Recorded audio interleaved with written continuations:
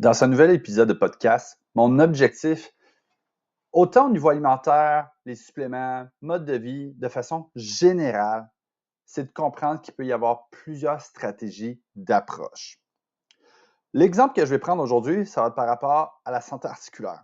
Pour comprendre qu'il ne faut pas juste prendre tous les produits qu'il y a sur les tablettes indiqués pour la santé articulaire. Ça ne marchera pas de même, c'est pas de même que tu auras le plus de résultats. Mon nom, c'est Charles Vaillancourt, je suis naturopathe agréé. Ça fait plus de 10 ans que je vous accompagne dans votre bien-être naturel au quotidien. Mon objectif, c'est de vous simplifier la vie simplement, rapidement, efficacement, naturellement. Je ne suis pas médecin, je ne suis pas nutritionniste, donc c'est certain que si tu as des conditions de santé et des médicaments, je t'invite à aller consulter pour t'assurer que ces produits-là, ces conseils-là soient appropriés pour toi. Donc, quand on regarde la santé articulaire, souvent, le premier réflexe des gens, quand on va leur demander c'est quoi au niveau des suppléments qu'ils vont penser, ça va être collagène, glucosamine, chondroïtine, s'ils sont fancy un peu, MSM, acide hyaluronique, puis pas mal ça. Mais honnêtement, il y en a beaucoup plus. Puis le truc, c'est pas de toutes les prendre. C'est de comprendre c'est quoi une articulation. Parce que dans une articulation, tu as des os, tu as des nerfs qui passent, tu as des muscles, tu as des tendons, du cartilage, des ligaments, la bourse synoviale, les vaisseaux sanguins, les vaisseaux lymphatiques. Donc, tu as beaucoup de structures impliquées au niveau articulaire. Mais en plus de ça, c'est que la santé hormonale, la santé immunitaire, voire même le microbiote, selon certaines études, va avoir un impact au niveau de ton bien-être articulaire. Et juste au niveau rhumatologique, il existe plus de 200 types de diagnostics différents. Quand on parle d'arthrite, par exemple, il y a beaucoup de classifications d'arthrite. Donc, c'est-tu l'arthrite, spondylarthrite ankylosante, la polyarthrite rhumatoïde, etc. L'arthrose même. Et pourtant, c'est toutes des approches différentes. Ce pas les mêmes atteintes, ce pas les mêmes tissus, les mêmes organes qui sont touchés. Et même si on disait c'est la santé des os qui est affectée, ben, ce n'est pas juste de prendre plus de protéines, plus de collagène, de la silice, du cuivre, de la vitamine C. C'est de comprendre qu'il faut aussi un bon portrait global de la situation. Donc, un équilibre au niveau immunitaire, au niveau hormonal ou ce qu'on aime mieux utiliser dans le jargon naturopathique, un bon terrain. Donc, c'est OK de prendre un produit, mais si tu vois que ça ne marche pas, ou c'est long, ou c'est ci, ou c'est ça, tu peux te poser la question, est-ce que j'ai fait le meilleur des choix? Donc, si déjà on regarde pour chaque constituant articulaire ce qui va t'impliquer, je ne te demande pas d'apprendre ça par cœur, puis je ne te demande surtout pas de toutes les acheter si c'est ça qui est affecté chez toi. D'accord? Donc, si on regarde par exemple au niveau de la santé des os, au niveau de l'os, tu as du collagène, du calcium, de la silice, du cuivre, de la vitamine C. Il va même avoir l'implication de la vitamine D et de la vitamine K. Sans oublier l'équilibre immunitaire et hormonal. Parce que ce qui est intéressant, c'est que quand on regarde la physiologie de la santé osseuse, c'est une drôle de façon d'aborder ça, mais le processus antirésorptif, on va dire ça de même. C'est un gros mot qui a l'air intelligent pour dire, finalement, c'est quoi le processus qui va inhiber le processus de destruction? Disons ça de même. Ben ça, à peu près 2 tiers dépend des estrogènes puis ton équilibre immunitaire. Donc oui, c'est important d'avoir ces vitamines et minéraux-là, mais c'est pas pour rien que les femmes ménopausées sont plus à risque d'ostéoporose, par exemple. Ou s'il y a des gens qui ont des conditions particulières, ben ils vont toucher par ça aussi. Je vais même te donner un exemple que tu n'as peut-être pas déjà entendu parler, sauf si tu l'as vécu. Je ne souhaite pas que tu l'aies vécu, mais les gens qui ont eu à prendre de la cortisone pendant très longtemps, pour peu importe la condition de santé, ben, c'est des gens qui sont plus sujets à des conditions comme le diabète, mais aussi de l'ostéoporose. On se dit, c'est quoi le rapport? Parce que c'est une hormone anti-inflammatoire. Exactement. Quand tu regardes le fonctionnement hormonal, il y a un lien. Quand tu regardes le fonctionnement immunitaire, il y a un lien. C'est pas pour rien. Donc, malheureusement, des fois, on n'a pas le choix de prendre certains médicaments pour, entre guillemets, se sauver la vie, mais on est plus à risque de certaines situations. Ça ne veut pas dire que c'est de la merde. Ça veut juste dire que des fois, on prend une substance, puis on pense que ça n'a pas rapport, mais c'est un lien direct. Puis, il y a une autre affaire qu'on n'y pense pas non plus bien dans la santé des os. Je vous dis ça de même, mais tu sais, l'expression des personnes qui disent hey, j'ai mal aux os. Ben, il y a des vaisseaux sanguins qui passent dans les os. Hein? Puis des fois, c'est ce qui fait qu'il y a des gens qui ont des douleurs lourdes, persistantes. Parce que quand on y pense dans des contextes d'arthrose, par exemple, l'arthrose à base, c'est la dégénération du cartilage. Le cartilage, il n'y a pas de nerf là-dedans. Comment tu peux avoir un message de douleur?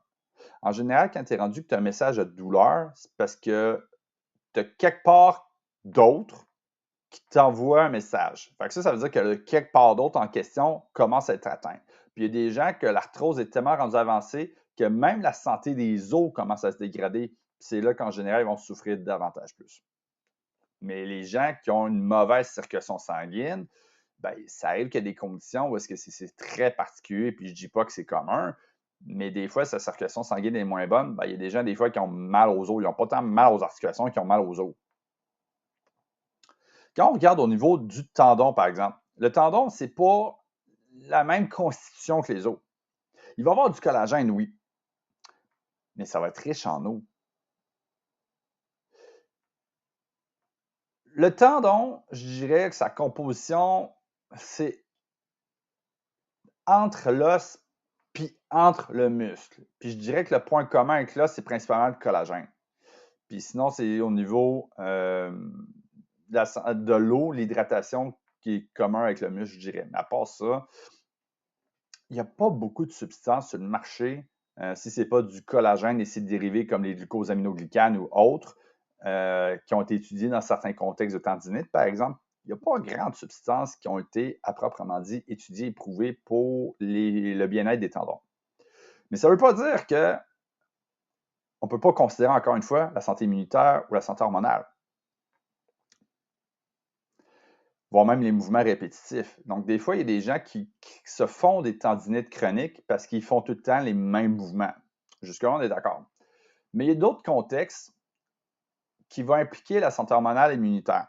Puis un exemple classique qu'il y a eu, ce qui est un petit peu triste, mais malheureusement, c'est déjà arrivé par le passé, il y a beaucoup de gens dans le milieu du bodybuilding qui prennent des agents anabolisants. Jusque-là, ce n'est pas forcément le problème. Le problème, c'est s'il y a un déséquilibre, si ce n'est pas bien dosé, parce que mettons que tu es suivi par un médecin, c'est une chose. Si ce n'est pas bien dosé et que tu as des déséquilibres entre tes hormones, c'est que tes estrogènes, s'il n'y en a pas assez pour la quantité d'efforts de plus que tu peux prendre parce que tu prends des anabolisants et tu es capable de faire cet effort-là, donc tu n'es plus capable de récupérer suffisamment bien en gérant ton inflammation grâce à tes estrogènes au niveau de tes tendons, par exemple, ben, à un moment donné, tes tendons, ils commencent à s'assécher. Ils ont tendance à se blesser davantage. Donc, je vais répéter cet exemple-là juste pour être sûr qu'on l'ait bien compris. Mais les gens, par exemple, qui prennent stéroïdes ou autres, ce qui leur permet de mieux performer, ben, s'il y a des équilibres hormonales parce que c'est pas bien dosé, par exemple, ils ont trop de testostérone, par exemple, par rapport à l'estrogène, et ils font l'effort physique conséquemment, ben, si la récupération n'est pas assez bonne, puis je ne parle pas juste de sommeil puis de gestion du stress, mais également au niveau hormonal, avoir la capacité de récupérer, ça se peut qu'à un moment donné, que tu sois plus sujet à des blessures. Dans le processus inverse, c'est possible également. Si quelqu'un peut venir à prendre des anti-estrogènes, parce qu'il y en a qui faisaient ça aussi au niveau du bodybuilding, puis surtout du fitness, s'ils se prenaient des anti-estrogènes pour peu importe la raison qu'il y a, c'est le même problème. Tu te mets à risque de te blesser davantage. Donc, déjà, on voit, oh, OK. Donc, par exemple, les oestrogènes, santé des os, santé des tendons, c'est impliqué, c'est important. OK. Si on regarde au niveau cartilage, ligament, bourse synoviale, je vais mettre tout ça ensemble. Ce n'est pas les mêmes types de collagène. J'aimerais faire un croche là-dessus tant qu'à parler de ça. Ce qui est très drôle, c'est qu'il y a plusieurs années, j'ai eu à écrire un cours que finalement, ça n'a pas donné, que j'ai eu à publier pour diverses raisons, au sujet de la santé articulaire. Et j'ai eu à faire une section dédiée au collagène. Il y a 28 types de collagène dans le corps humain. Il y a le type 1, type 2, type 3, jusqu'à 28. Je dirais qu'il y a à peu près 98%, 95, 98%, si je me rappelle bien, c'est du type 1 puis du type 2. 90, 95%, c'est du type 1. Le type 1, on retrouve ça au niveau des os, au niveau des tendons, puis au niveau de la peau. Au niveau du cartilage, c'est le type 2, qui responsable à peu près 3 à 5 dans le corps. Puis le reste, c'est les 26 autres types. Ce qui est très, très drôle là-dedans, c'est que moi, je travaille dans le milieu des suppléments depuis longtemps. Puis j'avais prédit 3 ans à l'avance qu'une certaine compagnie en particulier que je n'aimerais pas, qui aime mettre du collagène partout dans leurs affaires, allait faire un gros marketing genre OK, maintenant on a fait du collagène de type 1, on a fait du collagène de type 2, maintenant on a du 1, 2, 3, puis là, les gens sont tout perdus là-dedans. Mais concrètement, dans le cas, ce qui est super intéressant, c'est que quand on regarde la physiologie du collagène, le type 2 provient, je ne sais plus si c'est le bon terme, d'une transmutation du type 1. Ce qui veut dire que le type 1 s'est transformé en type 2. C'est de même que ça se passe dans le corps. Mais quand on regarde au niveau des suppléments, c'est pas exactement pareil. C'est comme une autre paire de manches de situation. Parce que là, on avale une substance, on ne la produit pas, puis on ne la transmute pas. Quand on regarde le type 1, grosso modo, là, n'importe quel collagène en poudre ou autre de ce monde qui exige 5 à 20 grammes par jour, là, 10 grammes, c'est ce que Santé Canada autorise au maximum, sauf rares exceptions, c'est tout du type 1 principalement. Donc, que ce soit de la peau de poisson, du cuir ou de la peau de bœuf, de la pâte de bœuf, c'est principalement du type 1. Ça ne veut pas dire qu'il n'y aura pas d'autres types, puis honnêtement, les autres types, je m'en fous un peu ici parce que l'importance va être moindrement significative quand on parle au niveau articulaire, mais c'est tout du type 1. Un type 2, là, c'est rare de en retrouver, à moins de prendre du bouillon d'os de poulet. Sinon, ça va être souvent des suppléments de 40 à 80 mg de collagène non dénaturé, non hydrolysé. C'est rare en tabarnouche que vous allez voir ça. Puis en règle générale, quand on le prend, les bienfaits qu'on va voir, c'est beaucoup plus dans des conditions de maladie auto-immune comme polyarthrite rhumatoïde. Donc, les gens qui ont une condition de maladie auto-immune qui, au final, leur cartilage est atteint. Donc, ce genre de substance-là en capsule, parce qu'on pourrait le prendre en capsule vu que c'est des petites doses, va aider à mieux moduler le système immunitaire. Donc, tu vas mieux gérer ton inflammation. Mais 40 à 80 mg, ce n'est pas suffisant pour aider, entre guillemets, à reconstruire ton cartilage. Donc, en général, quand vous regardez du collagène marin ou du collagène bovin, c'est pas mal tout pareil. C'est juste qu'au niveau scientifique, sur le marché, les premières études étaient beaucoup plus en lien avec le bovin, puisqu'on voit beaucoup de bienfaits au niveau articulaire. Puis en général, quand il y a d'autres fournisseurs qui arrivent sur le marché, ils essayent de se distinguer. Donc, à un moment donné, il y a eu une vague que, ceux de poisson, ils remarquaient des bienfaits au niveau de la peau. Donc, on a des évidences scientifiques bœuf articulation, puis on a des évidences scientifiques de poisson pour la peau. Je pense qu'il y a eu 1 ou 2 études gros maximum qui ont interchangé ces types de collagène-là pour relativement arriver au même résultat finalement. Donc, c'est encore des choses qui sont moins bien comprises, mais qui, grosso modo, là, si vous êtes en magasin et vous avez un bovin ou un marin, les deux font le même job. C'est juste souvent, bovin va revenir moins cher pour être capable de plus facilement contrôler la qualité. Mais à peu près 3 des gens, statistiquement, pourraient avoir une intolérance au bœuf. Donc, si toi, quand tu manges du bœuf, tu ne te sens pas bien, ben, prends pas le collagène de bœuf, prends celui marin. Donc, si on retourne sur l'idée du cartilage ligament boursinavien avec le collagène, ça veut-tu dire qu'il faut que je cours le bouillon d'os de poulet?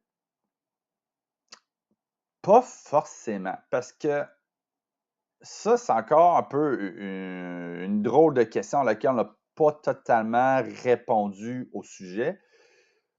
Mais ce qu'on réalise, c'est que la plupart des études du collagène faites chez les gens qui souffrent d'arthrose, donc là où est-ce qu'il y a une dégradation du collagène, c'est souvent du type 1. Et pourtant, ça marche pareil. Donc, ça veut-tu dire que le corps assimile les acides aminés puis fait ce qu'il veut avec? Peut-être. Ça veut-tu dire que du type 2 serait meilleur? Aucune idée. On n'a pas de comparatif. Mais grosso modo, collagène bovin ou poisson, ça fait un job pareil. Puis si vous avez du bouillon d'os de poulet, ça fait pareil. Donc, ça, c'est une approche alimentaire que j'aime bien préconiser chez les gens. C'est facile en plus de mettre des retailles de légumes. On garde les os de nos viandes, des ci, des ça, puis on fait un bouillon maison, puis ça coûte vraiment pas cher, puis on en a longtemps. Sinon, dans les autres substances, plus pour ces constituants-là, c'est là que tout ce qui est glucosamine, chondroïtine, acide hyaluronique et MSM, qui sont beaucoup plus populaires, vont agir. Il va y avoir beaucoup l'implication de l'eau aussi. Un peu comme au niveau du tendon, dans le sens que si je fais une analogie figurative, c'est sûr que si ton cartilage, au même titre que tes tendons sont secs, ça ira pas bien. Parce qu'il y a beaucoup de liquide là-dedans en général. Encore une fois, je vais le répéter, ça se peut, ça ne sonne pas complètement un sujet bien maîtrisé, mais la modulation inflammatoire immunitaire, c'est important encore une fois. Qu'est-ce que je veux dire par là? C'est que si tu vis à des conditions inflammatoires chroniques, peu importe c'est quoi, que ce soit au niveau digestif, au niveau articulaire, au niveau que tu fais, je ne sais pas, de l'insomnie chronique, n'importe quoi qui t'amène de l'inflammation chronique pourrait éventuellement venir déséquilibrer ta santé immunitaire. Puis si tu as des diagnostics, exemple, maladie de Crohn, mettons, ce qui est une condition au niveau digestif, inflammatoire, assez particulière et assez importante, ben, tu as de bonnes chances d'avoir beaucoup d'inflammation dans le décor. Puis si tu as des maladies auto-immunes, c'est pire encore. Donc, si tu te dis, moi, j'ai des troubles digestifs, j'ai des troubles de sommeil, mais je vais juste regarder pour du collagène, ça ne veut pas dire que ton collagène n'aidera pas. Ça veut juste dire que si tu as de l'inflammation chronique dans le décor, que tu n'as peut-être pas autant de résultats et ou que tu as d'autres dégâts ailleurs qui s'installent éventuellement. Je vais revenir à ce sujet-là tantôt, mais c'est vraiment de l'idée, les stratégies que je vais plus montrer vers la fin, c'est de garder un portrait global. Donc, ça ne t'empêche pas d'avoir un soutien local, mais c'est de garder le portrait global. Parce que c'est ce qui va faire la différence entre as-tu des résultats qui se maintiennent ou pas, ou si ça risque de se dégrader dans le temps. Mais si on retourne au sujet des autres constituants articulaires, au niveau du muscle, par exemple, c'est beaucoup des acides aminés, donc des protéines qui vont être là. Il va y avoir aussi les électrolytes qui vont être impliqués dans le bon fonctionnement musculaire. Donc là-dedans, souvent avec l'effort physique, avec la sueur, on va perdre beaucoup de sodium, potassium, un petit peu de calcium, magnésium également. Mais le calcium va être impliqué dans la contraction musculaire et le magnésium va faire un effet compétiteur au calcium, donc pour le relâchement musculaire, pour éviter la contraction. Mais l'eau va être encore impliquée, ça va être important. Si tu es déshydraté, tu vas moins bien performer et en moins bonne santé au niveau musculaire également. La créatine, je la nomme, c'est drôle parce que je n'ai pas vraiment de façon de l'introduire, sauf juste de la nommer telle qu'elle, parce que si vous avez une diète omnivore et que vous mangez de la viande quotidiennement, règle générale, surtout si vous êtes un homme, vous êtes capable, avec la production interne et la consommation alimentaire, d'avoir à peu près 2-3 grammes de créatine par jour. Si vous êtes une femme, vous avez tendance à moins produire de créatine, puis si vous êtes végétarien, végétalien, c'est pire encore parce que vous n'en consommez pas tant que ça. Puis ce qui est intéressant avec la créatine monohydrate, parce que c'est la forme la plus étudiée au niveau des suppléments puis qui est une belle qualité, c'est que c'est là-dessus que toutes les études sont faites et qui démontrent plusieurs bienfaits, puis pas qu'au niveau musculaire, également au niveau de la santé du cerveau, au niveau de l'humeur, au niveau des performances cognitives, etc. Mais au niveau musculaire, si je prends 5 grammes par jour, j'atteins un point de saturation au bout d'un mois. Si je prends 20 grammes par jour, je l'ai au bout d'une semaine. Puis si je prends 20 grammes par jour pendant une semaine, après, je peux diminuer à 5 grammes par jour. Puis si je suis à 5 grammes par jour pendant un mois, je continue à 5 grammes par jour pour maintenir les résultats de ce plateau-là. Ça va faire en sorte qu'au niveau musculaire, tu vas être plus performant, plus puissant, donc tu vas être plus fort, tu vas mieux récupérer et retarder la fatigue. Donc, la créatine doit être quand même super intéressant, surtout dans des contextes où il y a beaucoup de fatigue et d'efforts physiques. Ça ne veut pas dire que c'est une condition inflammatoire que ça va être autant inflammatoire que la curcumine, mettons. Je veux dire, c'est rare que les conditions dégénératives, mettons de l'arthrose, je vais dire à quelqu'un, prends juste de la créatine puis tu vas être correct. Ça va être beaucoup plus dans un contexte de performance et de longévité. Je vais dire ça de même. Parce que si quelqu'un cherche à vivre en bonne santé pendant très, très longtemps, j'aime pas dire que c'est l'organe principal, mais c'en est un qui a beaucoup d'impact, c'est le muscle. Parce que si tu maintiens ta masse musculaire, non seulement tu vas être plus fort, donc tu vas être moins à risque de chute parce que tu es plus faible, première des choses. En maintenant ton niveau d'activité physique également, tu vas soutenir ta santé osseuse, mais c'est que tes muscles produisent des myokines qui agissent comme des hormones.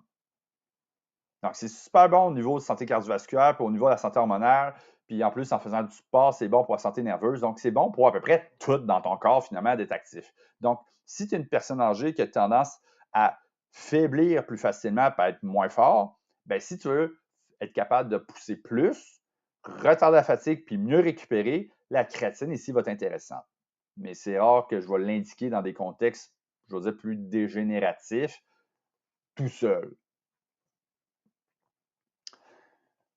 Au même titre que la créatine, que je ne sais pas trop comment vous l'introduire, sinon qu'en nommant un exemple plus particulier, la coenzyme Q10. La coenzyme Q10, c'est un antioxydant qu'on produit naturellement depuis le cholestérol. Il y a plusieurs conditions neurodégénératives, exemple Alzheimer, Parkinson, diabète et autres de ce monde, qui pourraient possiblement diminuer les niveaux de coenzyme Q10 dans le corps. Mais l'exemple le plus populaire et le plus commun, c'est lorsque les gens prennent des statines parce qu'ils ont le cholestérol élevé. Puis le problème avec les statines, c'est que ça diminue la coenzyme Q10 dans le corps. Et ce qui fait que l'effet secondaire le plus commun et le plus populaire des gens qui prennent la statine, c'est des douleurs musculaires associées à la baisse de la coenzyme Q10. Donc, les gens qui m'écoutent présentement, si vous prenez des statines et vous avez des douleurs musculaires, ben, ça pourrait être intéressant à jaser avec le pharmacien et le médecin et voir si c'est approprié pour vous. Comme toujours, l'immunité et la santé hormonale vont être grandement impliquées au niveau musculaire. Tantôt, je parlais beaucoup des estrogènes pour la santé des os puis des tendons. Mais ici, on va parler beaucoup plus de la testostérone et également du bon fonctionnement de la thyroïde. On va impliquer également tout ce qui est la santé circulatoire, donc les vaisseaux sanguins. Si la circulation n'est pas bonne, ben, ça se peut que tu n'aies pas un aussi bon afflux sanguin, donc apport d'oxygène et de nutriments aux muscles pour t'aider à autant bien performer. Puis c'est certain que si tu es sédentaire, ben, bonne chance de maintenir ou de construire ta masse musculaire. L'idée avec le muscle, c'est toujours de chercher à en faire plus. C'est pas de devenir bodybuilder, mais c'est d'éviter de dire je cherche à juste maintenir ma masse musculaire. Si tu veux juste maintenir ta masse musculaire, le meilleur truc, c'est de chercher à en construire. Donc, fais du sport, principalement de la musculation. Oui, tu pourrais dire, je prends une diète riche en protéines, je prends de la créatine, je prends plein d'affaires pour être sûr de nourrir mes muscles. Mais si tu ne t'en sers pas, pourquoi ton corps va chercher à le maintenir? Fait que l'idée, c'est vraiment d'essayer de le construire, puis c'est là que tu vas être capable de mieux le maintenir le plus longtemps possible. Je vais juste le nommer. Je ne m'arrêterai pas de temps là-dessus, mais tantôt, je nommais les nerfs, je nommais les vaisseaux sanguins, il y a aussi les vaisseaux lymphatiques qui vont être impliqués au niveau articulaire. Donc, si quelqu'un fait beaucoup de rétention d'eau, d'inflammation, il y a une moins bonne circulation sanguine, il y a des névralgies, ben ça se peut qu'il y ait des douleurs qui se diffusent ou qui vont être plus particulières, qui vont être comme des coups de poignard, peu importe c'est quoi la raison que, mais ça peut avoir un impact au niveau articulaire également. Donc, en nommant tout ça, mon objectif, c'était juste de te faire comprendre que c'est pas juste de dire ben, je vais prendre du collagène puis du calcium, puis ça va être bon pour mes articulations. Ça va plus loin que ça. Ça ne veut pas dire de tout prendre. Mais ça veut juste dire qu'il faut que tu apprennes à te poser les bonnes questions puis de regarder les bons contextes. Puis pour donner un exemple sur les contextes que je vais te nommer, si tu vois que tu commences à avoir des inconforts articulaires dans certaines situations, par exemple, si tu as un diagnostic d'hypothyroïdie ou que tu es en ménopause ou que tu es rendu sédentaire suite à une blessure, ou peu importe la raison qu'il y a, ton contexte a changé, il évolue dans le temps, puis tu remarques que tu as plus d'inconfort, ben ça se peut que ce ne soit pas rien que tes tissus articulaires le problème. Ça peut être ta santé hormonale, ça peut être ta santé cardiovasculaire, ça peut être ta santé métabolique, ça peut être ta santé immunitaire. Donc, les stratégies que je vais te proposer, c'est d'apprendre à te poser les bonnes questions. Parce que l'idée de ce que je vais te proposer, qui est l'approche probablement la plus simple, quand tu vas te demander conseil ou aller en consultation, tu vas toi-même faire tes propres recherches pour savoir quoi prendre, c'est de regarder, qu'est-ce qui risque de t'affecter dans mon corps? Ça ne veut pas dire que c'est 100% tout noir, tout blanc. Donc, ça ne veut pas dire que si tu fais ChatGPT, voici mes symptômes, puis il pense que c'est ta santé osseuse, c'est juste ta santé osseuse qui ne va pas bien. C'est peut-être tes tendons, tes muscles. Il peut y avoir autre chose qui va t'impliquer. Mais si tu sais que tu as un diagnostic, exemple, je ne sais pas, tu t'es fait une fracture, on se comprend que ta santé des os a été impactée. Donc, déjà, tu peux regarder, OK, quel tissu est affecté? Puis, pour ce tissu-là, qu'est-ce qui est bon? Donc, tantôt, je nommais une couple de substances comme le collagène, glucosamine, chondroïtine, acide hyaluronique. Donc, c'est déjà des choses qui peuvent t'aider de façon plus locale. Il va y avoir d'autres substances qui vont être super intéressantes que tu vas peut-être apprendre dans le temps, exemple du NEM qui est de la membrane d'œuf, de la vitamine C, du cuivre, du bambou, de la prêle, de l'ortie, de l'avoine, puis un paquet d'autres affaires. Mais déjà, en te posant la question, quel tissu est affecté, tu peux déjà regarder un peu dans une logique nutritionniste, si je peux me permettre le terme afin de simplifier l'éducation ici. Qu'est-ce que je peux donner à mon corps pour maximiser les chances qu'il reconstruise ce tissu-là? L'autre idée, c'est de voir qu'est-ce que je peux faire pour mon confort. Donc, c'est sûr que si tu as de l'inflammation ou que tu as un diagnostic de maladie auto-immune ou que tu as une infection ou c'est ce qui est, entre guillemets, urgent à stabiliser. L'image que je vais te donner, c'est que si tu as une infection bactérienne, ben, tu vas aller voir ton médecin et il va te donner un antibiotique. Je ne te dis pas qu'on va faire du traitement naturel, on est d'accord, mais l'idée, c'est de voir la logique en arrière. Donc, ce qui veut dire que si tu t'es fait mal puis que tu as une fracture, ben, tu as de la douleur. Donc, ce n'est pas tout qui va t'approprier pour toi, mais c'est sûr que si tu as de la douleur puis tu fais juste donner du collagène puis du calcium, ça se peut que ça prenne une couple de semaines avant d'être capable d'être confortable avec ta douleur. Fait que si tu as des anti-inflammatoires qui peuvent faire la job en attendant pour t'apporter du confort, ça va être le fun. Parce que si tu as de la douleur, le problème avec ça, c'est que ça peut nuire à d'autres sphères de ta vie. C'est sûr que si tu as une fracture à la jambe, je ne te dis pas de marcher sur la jambe, mais si tu as de la douleur à la jambe, peut-être ça va t'empêcher de dormir. Puis si ça t'empêche de dormir de façon chronique, ben, ça va nuire à ta santé immunitaire, ça va nuire à ta santé hormonale, ça va nuire à ta récupération. Fait que là, tu es dans un beau cercle vicieux. Fait que l'idée, c'est pas juste de donner des anti-inflammatoires pour donner des anti-inflammatoires, mais c'est d'apporter du confort pour le portrait global de la situation.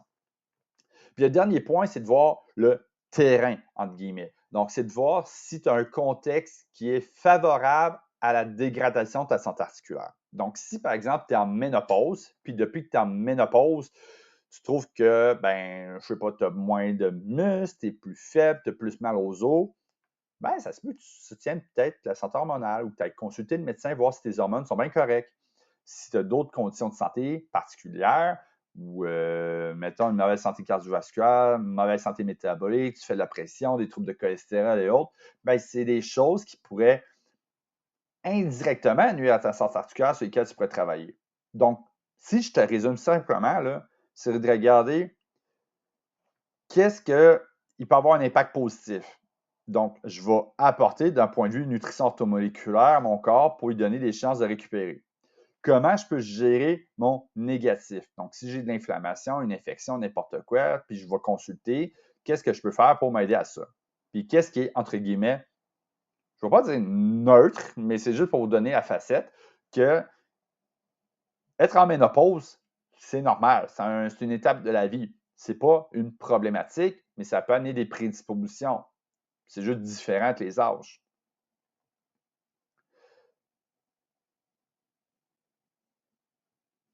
Donc, c'est sûr que ce n'est pas une consultation. Puis peut-être tu vas avoir l'impression que je t'ai perdu en chemin quelque part, ben, je ne sais pas plus quoi prendre. Je t'ai donné une coupe d'idées, je t'ai donné une coupe de suppléments, mais si tu vois que ce que tu fais ne semble pas marcher ou que tes résultats stagnent, c'est bon d'aller consulter. Puis quand j'ai consulté, c'est pas juste médecin, ça peut être naturopathe, acupuncteur, nutritionniste, etc. de ce monde, kinésiologue, ostéopathe, alouette. Mais c'est de comprendre aussi que de l'arthrose, de la goutte, de la polyarthrite rhumatoïde, de la spondylarthrite ankylosante, puis toutes ces conditions articulaires-là, ben, ça ne s'aborde pas de la même façon. Donc, il ne faut pas que tu hésites à les consulter pour voir qu'est-ce qui va être le plus approprié pour toi.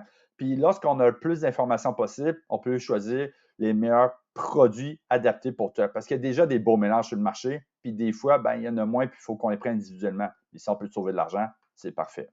Donc, si tu aimes ça, abonne-toi pour un prochain épisode.